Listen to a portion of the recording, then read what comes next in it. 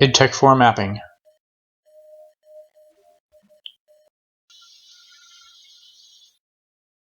Part 2, second room.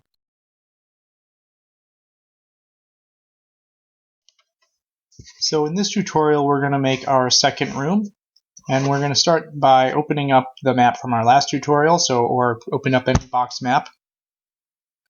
And first thing I'm going to do is take one of the walls and make a hole in it for the doorway.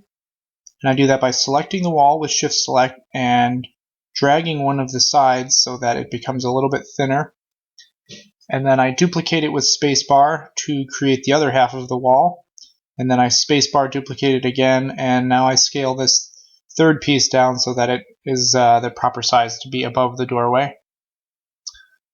Sometimes if you select the texture and reapply it, it will help alignment issues. In the Doom 3 editor, that's something you have to do, but because of the way texture locking works in Dark Radiant by default, you don't have to.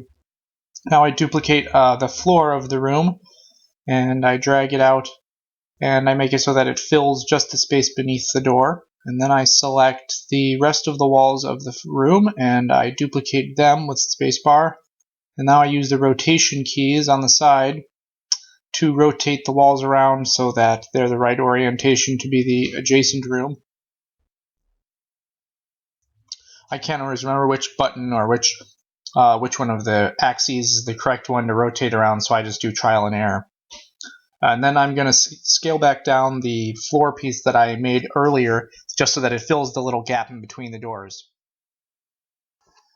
We need to make sure that there aren't any spaces in the walls of our map because we need to make sure there aren't any leaks.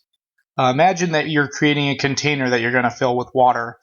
Any holes in that container will let the water leak out, and that's the same thing that happens in the compilation process. So if we have any holes, our map won't compile correctly and we'll get leaks, and we'll have to correct those before we can successfully run the map.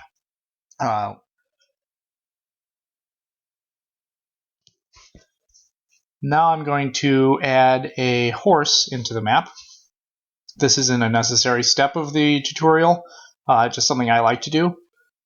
So I'm going to add a horse into this room over here and position him on the floor.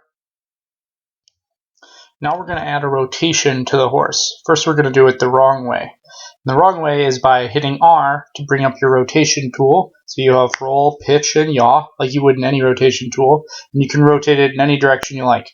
And this is actually the wrong way to do it because it adds it into a rotation key inside the entity, in the entity inspector. But really, we want to add it into the angle key. So we're going to go down here, select this.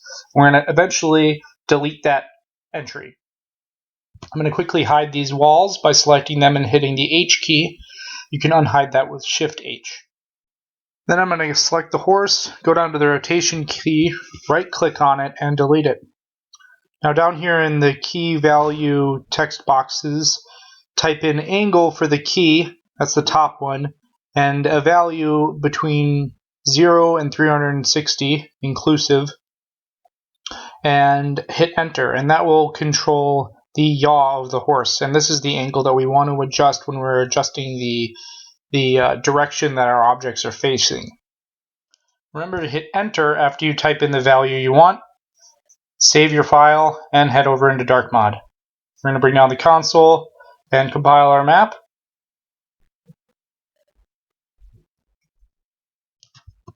Bring down the console again and run our map.